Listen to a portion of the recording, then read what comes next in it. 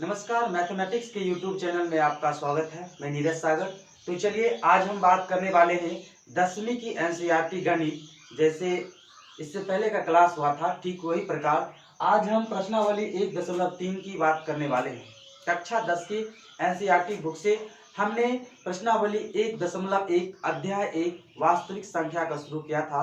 इसमें आप लोगों ने देखा होगा कितना बारीकी से और कितना सरल तरीका से हमने प्रश्नों को हल किया था। तो चलिए आज ये 1.3 है, प्रश्नावली अध्याय 1.3, जिसमें लिखा गया है। पहला प्रश्न है, सिद्ध कीजिए कि √5 एक अपरिमेय संख्या है। तो देखिए, जब भी सिद्ध करने वाला प्रश्न आए ना, और हाँ, आज का क्लास आप लोग पूरा वीडियो का क्लास देखिए, बीच में छोड़ के नहीं जाइए, अन्यथा समझ में नहीं आएगा। पहली बात है। दूसरी बात यह है कि आप जब भी गणित का परीक्षा दीजिएगा, हर साल √5 √3 मतलब आते ही रहता है प्रश्न की सिद्ध कीजिए कि एक अपरिमेय संख्या है या नहीं है। ये प्रश्न बहुत ही इंपॉर्टेंट है, कई बार ये प्रश्न पूछा गया है हमारे बोर्ड एग्जाम में, इसलिए उसी के मायने से आज ये प्रश्न सीख लीजिए कैसे हल किया जाता है। तो पहला प्रश्न है प्रश्नावली 1.3 का, सिद्ध कीजिए कि √5 एक अपरिमेय संख्या है या नहीं है। तो जब भी मैं आपको बोले सिद्ध करने वाला प्रश्न कि √5 या √3 एक अपरिमेय संख्या है या नहीं है, उस अवस्था में आपको इसका उल्टा मानना है, यानी विरोधोक्ति विधि। ठीक है, विरोधोक्ति विधि मतलब इसकी उल्टा। अगर √5 एक अपरिमेय संख्या बोल रहा सिद्ध करने के लिए, तो इसका उल्टा हम मानेंगे √5 एक परिमेय संख्या है, हम मानेंगे। ठीक है, हर हमेशा उल्टा ही मानेंगे। तो देखिए, माना कि यहां लिखते हैं हल।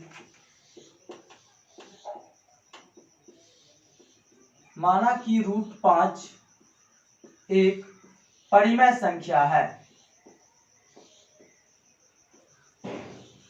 परिमेय संख्या है। हमने आपसे क्या कहा है, जब भी अपरिमेय संख्या की बात करें तो उसका उल्टा हम मानेंगे परिमेय मानेंगे। √5 एक परिमेय संख्या है, हमने मान लिया। तो √5 बराबर हम लिख सकते हैं P/Q, P/Q, क्योंकि परिमेय संख्या हर हमेशा अंश और हर के रूप में होते हैं, बटे में होते हैं। तो यहां लिखने के बाद हम यहां लिखेंगे जहां P व Q, जहां P व Q एक सह अभाज्य संख्या है, सह अभाज्य, एक सह अभाज्य संख्या है, जहां पूर्णांक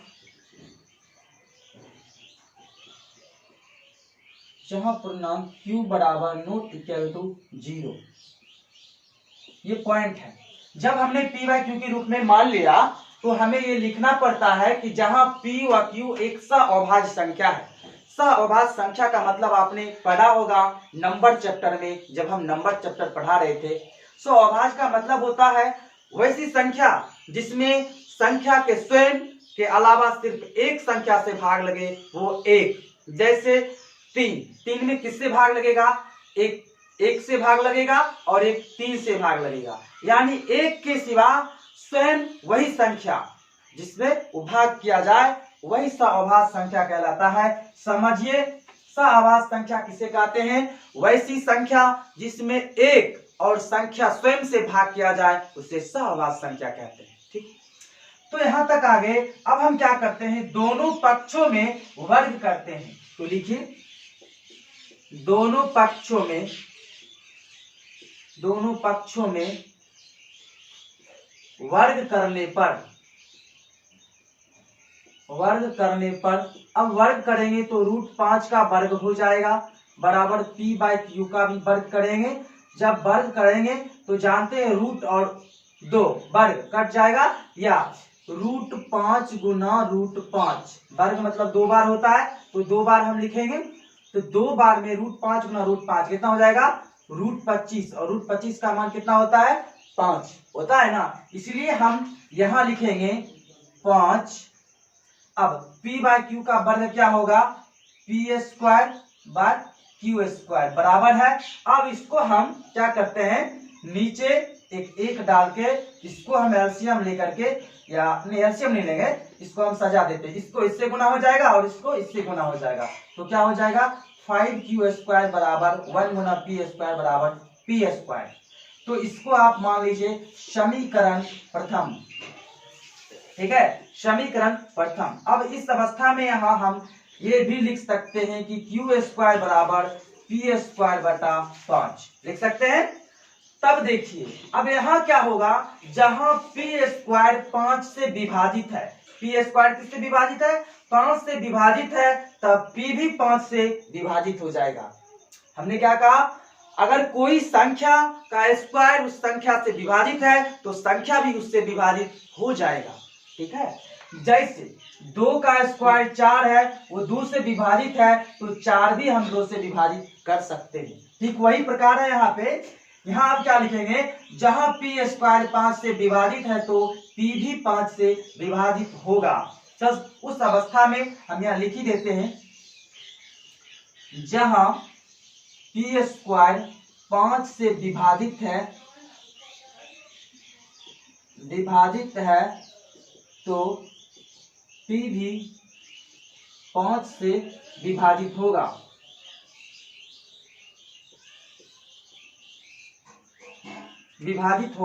अब इस अवस्था में हम मान सकते हैं पी बराबर 5m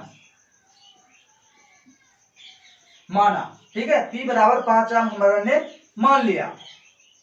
तो अब देखिए हमने क्या किया, सिर्फ माना, उल्टा मानना है। माना कि √5 एक परिमेय संख्या है, सिद्ध करना है और परिमेय मान लिए परिमेय, हर हमेशा उल्टा चलेंगे।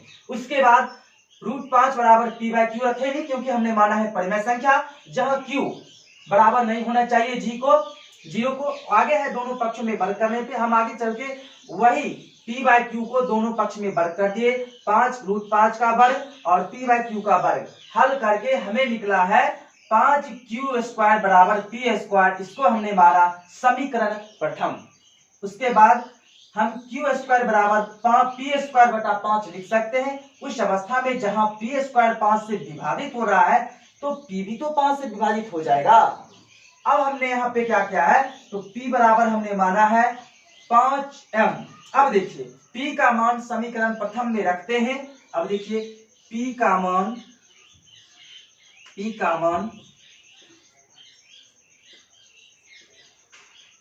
समीकरण प्रथम में रखने पर,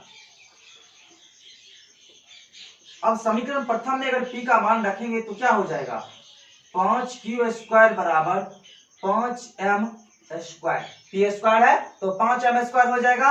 अब इस अवस्था में हम इसको ये भी लिख सकते हैं 5q स्क्वायर बराबर 25m स्क्वायर। अब 25m स्क्वायर को अब देखिए, हाँ ये भी लिख सकते हैं 5q स्क्वायर बटा 25 बराबर m स्क्वायर। तो 5 से काटिए 25, क्या आ जाएगा, q स्क्वायर बटा 5 बराबर m स्क्वायर। क्या आएगा, q स्क्वायर बटा 5 बराबर m स्क्वायर। अब देखिए बराबर m स्क्वायर आ गया। अब देखिए यहाँ q स्क्वायर 5 से विभाजित है, तब q भी 5 से विभाजित हो जाएगा। जब q स्क्वायर 5 से विभाजित है तो q भी क्या हो जाएगा, 5 से विभाजित हो जाएगा। अब हम इधर लिखते हैं, जहां q स्क्वायर 5 से विभाजित है तो q भी 5 से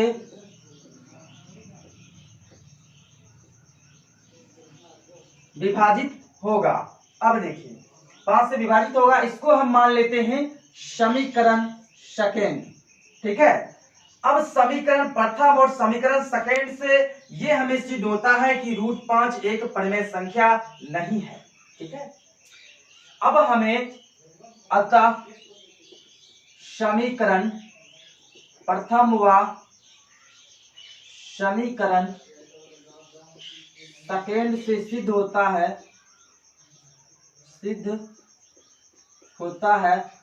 √5 एक परिमेय संख्या नहीं है,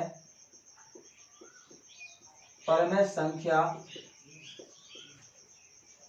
नहीं है, अतः √5 एक अपरिमेय संख्या है।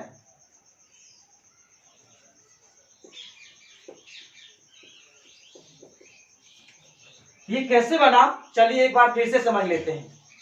क्लास 10th का अध्याय 1 वास्तविक संख्या का प्रश्नावली 1.3 की बात कर रहे हैं, जिसका प्रथम प्रश्न है सिद्ध कीजिए कि √5 एक अपरिमेय संख्या है। हमने क्या क्या माना, हल लिख करके माना कि √5 एक परिमेय संख्या है। अब जानते हैं जब भी अपरिमेय कहे तो उल्टा मानेंगे परिमेय। √5 एक परिमेय संख्या है तो √5 बराबर p/q, क्योंकि परिमेय हमने माना है तो p/q में लिखना अत्यावश्यक हो जाता है। जहां p व q एक अभाज्य संख्या है, जहां पूर्णांक q बराबर 0 नहीं है। अब देखिए इसके बाद हमें ये नहीं देखना, ये बाद की बातें हैं। इसके बाद हम यहाँ आएंगे, दोनों पक्ष में वर्ग कर देंगे तो √5 बराबर p/q का वर्ग किए तो कितना आया, 5 बराबर p²/q²। तो π/q² बराबर p² को हमने समीकरण प्रथम माना। उसके बाद q² बराबर p²/5 लिख सकते हैं, हम लिख सकते हैं ना। q² बराबर ये गुना में है, इधर जाके भाग में हो गया।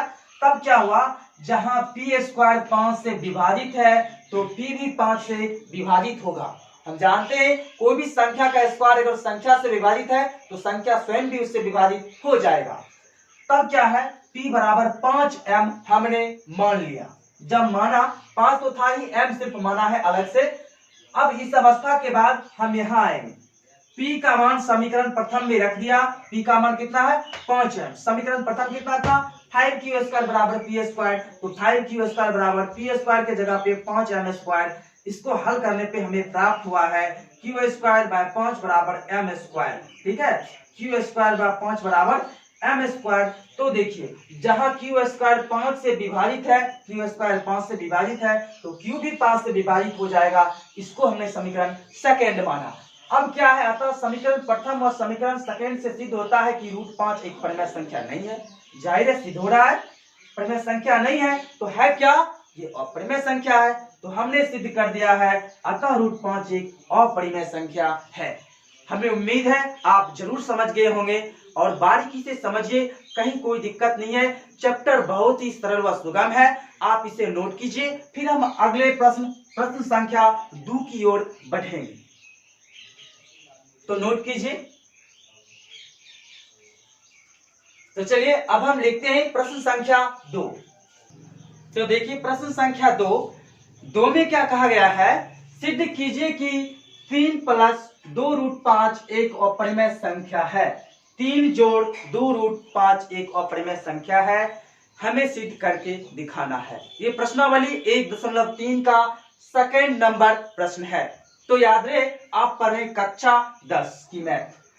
तो जब भी इस प्रकार का प्रश्न आए ना, इससे पहले भी एक प्रश्न हमने बतलाया है, √5 एक अपरिमेय संख्या है या नहीं है, उसे सिद्ध करके देखिए। सिद्ध करने में रहता कुछ नहीं है, हमें क्या करना है, सारी बात आप बारीकी से समझ लीजिए। करना क्या है, जब भी सिद्ध करने वाला प्रश्न आए, रूट में रहे, तो आपको करना क्या है, सबसे पहले जो परिमेय का रहा उसे उल्टा मानेंगे, अपरिमेय मानेंगे, और उसका जो दिया गया है, ठीक है, पॉइंट, उसको हम p/q के रूप में विभक्त कर देंगे।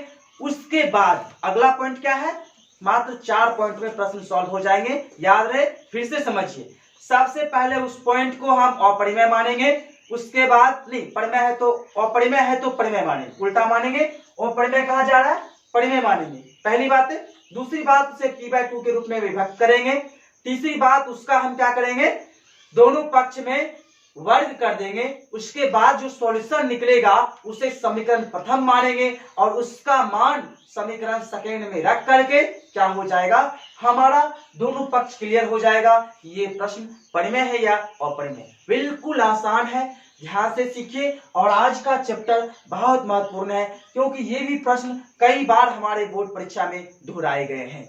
तो चलिए इसे सीखते हैं। इसमें है कुछ नहीं, सबसे पहले आप इतना जान लीजिए कि रूट में जो भी संख्या आएगा वो हर हमेशा अपरिमेय होगा। रूट वाले संख्या अपरिमेय ही होते हैं, बस इतना आप याद रखिए, ठीक है। अब आगे चलते हैं, क्या लिखा गया है। तो हम मानेंगे, माना कि हमने आपको बताया है कि जब भी कहे उसका विरोधोक्ति विधि मानेंगे, उल्टा मानेंगे, ठीक है। तो माना कि 3 + 2√5 एक परिमेय संख्या है, एक परिमेय संख्या है। अब परिमेय है तो क्या होगा, p/q के रूप में। तो यहां ये भी हम लिख देंगे, जहां p व q एक सहअभाज्य संख्या है, एक सहअभाज्य संख्या है, जहां q बराबर नहीं होना चाहिए 0 के। अब यहां तक आ गए। अब अगला स्टेप हम क्या करेंगे, अब इसको हम क्या करते हैं, पक्षांतर कर देते हैं, ठीक है। जैसे अब यहां लिखिए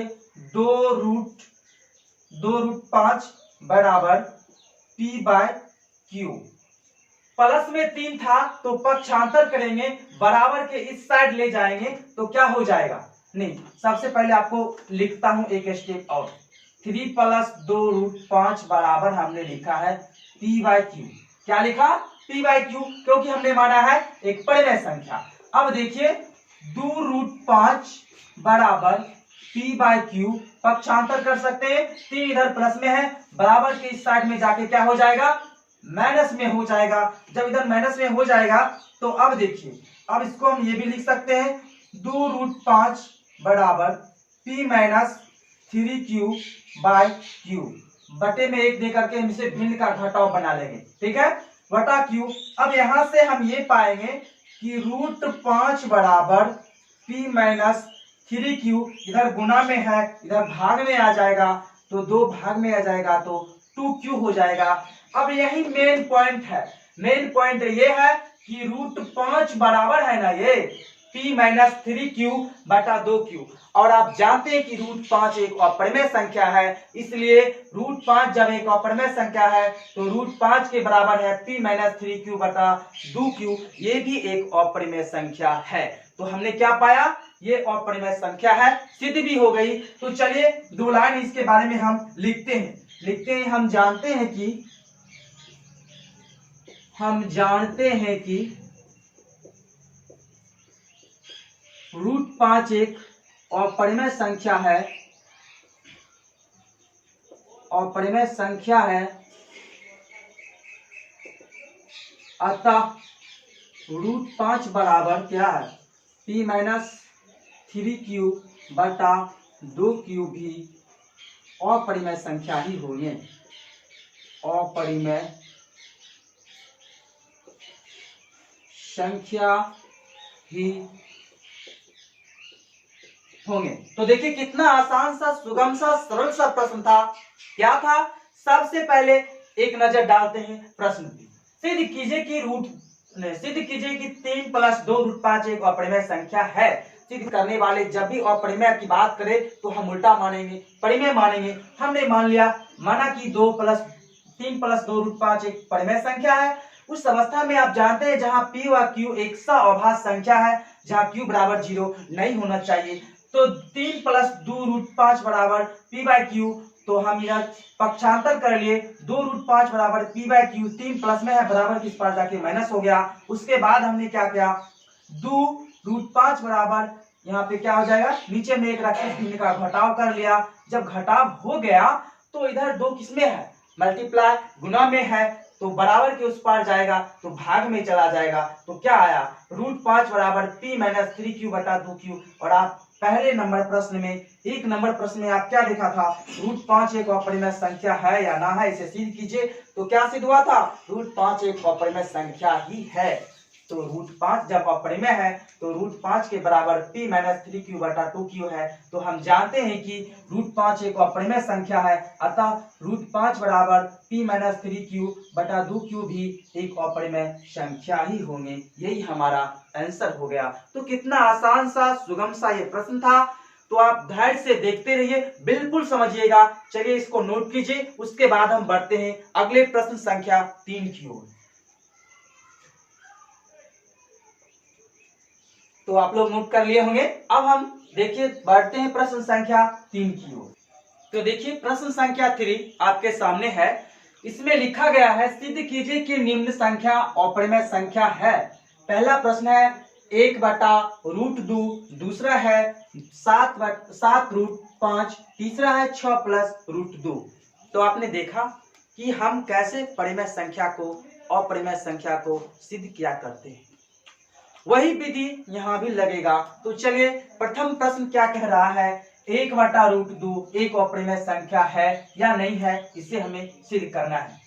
तो आपने सीख लिया होगा कि जब भी हमें परिमेय की बात करें तो हम अपरिमेय मानते हैं और अपरिमेय की बात करें तो हम परिमेय संख्या मानते हैं, उसका उल्टा मानते हैं, विपरीत मानते हैं। तो देखिए प्रश्न संख्या 1 को हम हल कर रहे हैं 1/√2, ठीक है। तो हम लिखेंगे माना कि 1/√2 क्या है, एक परिमेय संख्या है, एक परिमेय संख्या है। हमने ये मान लिया। जब भी मानते हैं तो आप क्या इस बात से जानते हैं, तो 1/√2 बराबर हो जाएगा P/Q, क्योंकि परिमेय के मतलब ही होता है P/Q, अंश बाय हर। अब यहाँ पे हम लिख देते हैं जहां P व Q एक सहअभाज्य संख्या है, सहअभाज्य संख्या है, जिसमें Q बराबर नहीं होगा 0 का। यही हमारा एक मेन पॉइंट है। अब देखिए इस अवस्था में क्या हमें प्राप्त हो रहा है, 1/√2 बराबर P/Q। अब 1/√2 है। अब यहाँ तो आगे का स्टेप बन नहीं रहा, बहुत मुश्किल है आगे का स्टेप पे जाना। तो इस अवस्था में हम क्या करते हैं, इस अवस्था में करते हैं हर का परिमेयकरण। जी हाँ, हरों का परिमेयकरण उस अवस्था में क्या करते हैं जब आगे की स्टेप हमें नजर नहीं आता। इस अवस्था में हम क्या करेंगे, 1/√2 गुना √2/√2। हर का परिमेयकरण, हर हमेशा हर से ही ऊपर और नीचे में गुना किया जाता है और वो गुना सीधा सीधा होता है। √2 को 1 से गुना कीजिएगा। अब बराबर में पहले P/Q लिखते हैं और ये भी लिख देते हैं हर का परिमेयकरण, हर का परिमेयकरण करने पर हमने क्या किया, यहाँ पे हर का परिमेयकरण किया है, ठीक है। अब देखिए जब परिमेयकरण करेंगे तो √2 को 1 से गुना कीजिएगा, क्या प्राप्त होगा, √2 बटा में √2 गुना √2 क्या हो जाएगा, √4, और √4 का मान कितना होता है, 2 होता है। तो बटा 2 बराबर P/Q। अब यहां से आप इसे ये भी लिख सकते हैं √2 बराबर 2P गुना हो जाएगा, नीचे में है ऊपर में चला जाएगा, 2P/Q, 2P/Q। अब यहां से हम यही जानते हैं जहां P व Q पूर्णांक है इसलिए 2B/, ठीक है, 2P/Q एक परिमेय संख्या होंगे। क्या होंगे, परिमेय होंगे। तो हम लिख ही देते हैं जहां P व Q पूर्णांक है, इसलिए P व Q क्या है, पूर्णांक है, इसलिए 2P/Q एक परिमेय संख्या हो जाएंगे, एक परिमेय संख्या होंगे।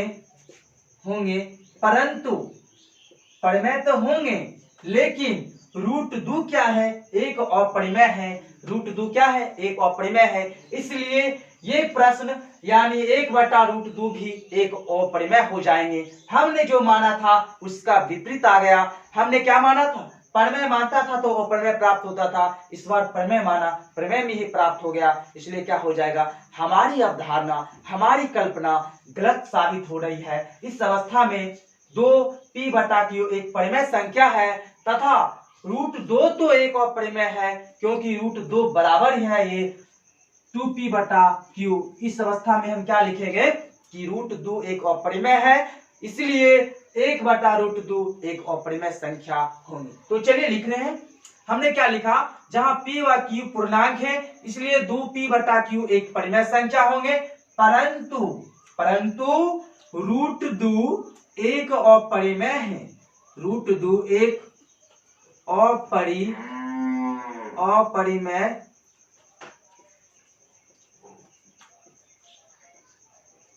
अपरिमेय संख्या है। अतः हमारी अवधारणा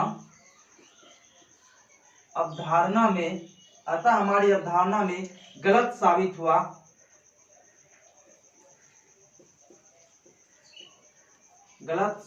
हुआ। इसलिए 1/√2 एक अपरिमेय संख्या है। अपरिमेय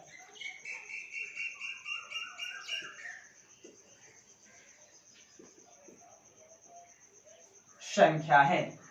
तो चलिए फिर से समझते हैं। सबसे पहले हमने क्वेश्चन लिखा है, सिद्ध कीजिए कि निम्न संख्या अपरिमेय है। पहला प्रश्न है 1/2 रूट, ठीक है। दूसरा है 7√5 मल्टीप्लाई में है। तीसरा है 6 + √2। आगे लिखा है हमने प्रश्न संख्या पहले को, ठीक है, हल ही लिख दीजिए यहाँ पे। इसको हमने हल किया है 1/√2। माना कि 1/√2 एक परिमेय है, हम उल्टा मानते हैं। परिमेय सिद्ध करना है तो अपरिमेय, और परिमेय सिद्ध करना है तो परिमेय मानेंगे।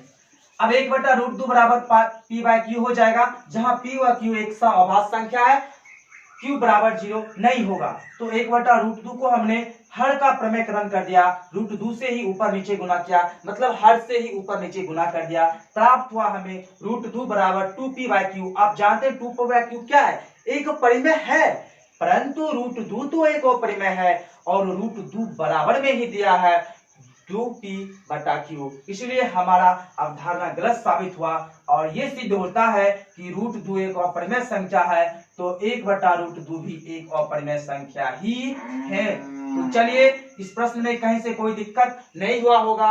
अब इसे आप एक बार नोट कीजिए, फिर हम प्रश्न संख्या 7√5 की ओर बढ़ेंगे।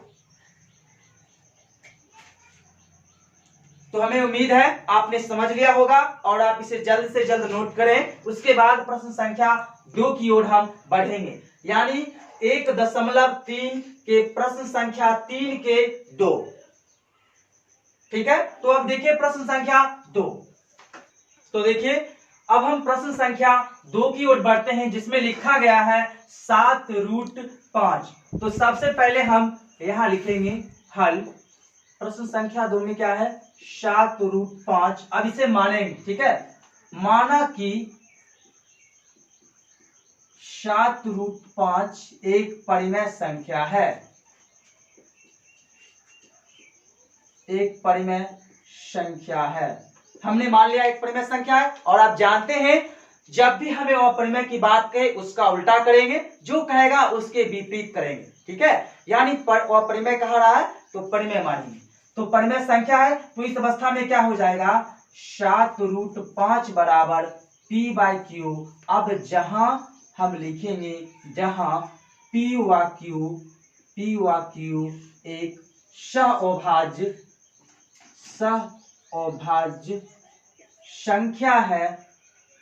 संख्या है जो कि q बराबर नहीं है 0 के। तो यहां तक हमने आ गया। अब अगला स्टेप क्या है वो देखिए। अब देखिए 7√5 बराबर p/q है। अब इसको हम ऐसे भी लिख सकते हैं, √5 बराबर p/7q, क्योंकि इधर गुना में है और बराबर के इस पार आ जाएगा तो भाग में आ जाएगा। तो इधर 7 गुना में था, इधर आके क्या हो गया? भाग में है। अब यही पॉइंट पे हम जानते हैं कि p/7q एक क्या है? परिमेय संख्या तो है, ठीक है। हमारी अवधारणा इसी समय गलत साबित हो रही है कि p/7q तो एक परिमेय है, परंतु √5 तो अपरिमेय है। प्रश्न संख्या 1 से याद कीजिए, √5 एक अपरिमेय संख्या था, हमने सिद्ध भी कर दिया था अपरिमेय है। इसलिए √5 के बराबर में कुछ भी हो, चाहे वो परिमेय हो या अपरिमेय हो, उससे हमें कोई लेना देना नहीं है। हमें क्या पकड़ना है? √5। और √5 बराबर 7 नहीं √5 बराबर p/7q है। तो यहां से हम क्या लिखेंगे वो देखिए, लिखेंगे p/7q एक परिमेय संख्या है, परिमेय संख्या है, परंतु √5 एक अपरिमेय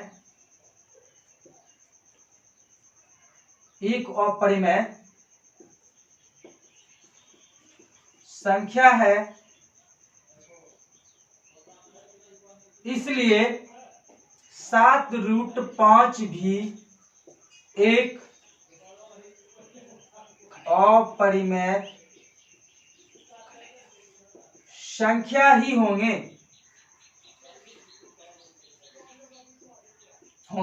अब देखिए इसको क्या कहते हैं हमने, √5 बराबर p/7q। हमने क्या पाया, ये तो परिमेय है, हम जानते हैं p/7q परिमेय है, परंतु ये किसके बराबर है, ये √5 के बराबर है और √5 ही एक अपरिमेय है। तो जाहिर सी बात है जब ये ही अपरिमेय है, बराबर का क्या मतलब, हम भी अपरिमेय तुम भी अपरिमेय, तब तो बराबर हैं। बराबर क्या, मेरा भी मान बराबर है आपका भी मान बराबर है, इसलिए जब बराबर में है जो √5 है वही से p/7q है, जो p/7q है वही √5 है। तो इससे यही साबित होता है कि जब √5 एक अपरिमेय है तो ये भी एक अपरिमेय संख्या ही होंगे। तो हमने क्या लिखा है, p/7q एक परिमेय संख्या है, परंतु √5 एक अपरिमेय संख्या है, इसलिए 7√5 भी एक अपरिमेय संख्या ही होगी। तो चलिए ये सिद्ध हो गया, आप इसे नोट कीजिए। फिर हम बढ़ते हैं 6 + 2 रूट के पास। तो नोट कर लिए होंगे। अब देखिए हम इस प्रश्न को लिखते हैं, ठीक है, 6 + √2 प्रश्न संख्या 3 है, जिसमें लिखा गया है 6 + √2। 6 + √2 में हम क्या करेंगे, यहां मानेंगे, माना कि 6 + √2 एक परिमेय संख्या है। क्या है, परिमेय संख्या हमने मान लिया। अब क्या लिखेंगे, 6 + √2 बराबर p/q। अब जहां q बराबर नहीं होना चाहिए 0 का, ठीक है। अब 6 + √2 बराबर p/q को हम ये भी लिख सकते हैं, पक्षांतर कर देते हैं, √2 बराबर लिख सकते हैं p/q -6। जब -6 इस अवस्था में आ जाएगा तो नीचे में 1 डाल के हम इसको भिन्न का घटाव भी कर सकते हैं। तो चलिए करते हैं, √2 बराबर हो जाएगा p - 6q, ठीक है, 6q/q। अब यहां तक हमने आ गया, तो यहां से क्या है, p - 6q/q क्या है, एक अपरिमेय संख्या है, परंतु ये किसके बराबर है, √2 के। और हम जानते हैं कि √2 क्या है, एक परिमेय संख्या है, एक अपरिमेय, माफ कीजिएगा, एक अपरिमेय संख्या है, एक अपरिमेय संख्या है, इसलिए 6 + √2 एक अपरिमेय संख्या ही होंगे।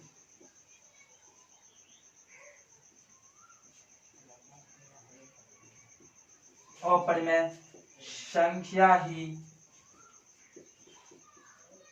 होंगे। कैसे हमने जाना परिमेय और अपरिमेय, अब फिर से समझते हैं। प्रश्न संख्या 3 में लिखा गया 6 + √2, हमने माना कि 6 + √2 एक परिमेय संख्या है। हम हर हमेशा उल्टा मानते हैं, तो 6 + √2 बराबर p/q, क्योंकि परिमेय में माना है, q बराबर नहीं होना चाहिए 0 के, और p व q एक सअभाज्य पूर्णांक भी है, आप याद हो। तो √2 बराबर हमने पक्षांतर कर लिया, √2 बराबर p/q, 6 प्लस में था इधर जाके माइनस, उसके बाद √2 बराबर हमें प्राप्त हुआ p - 6q/q।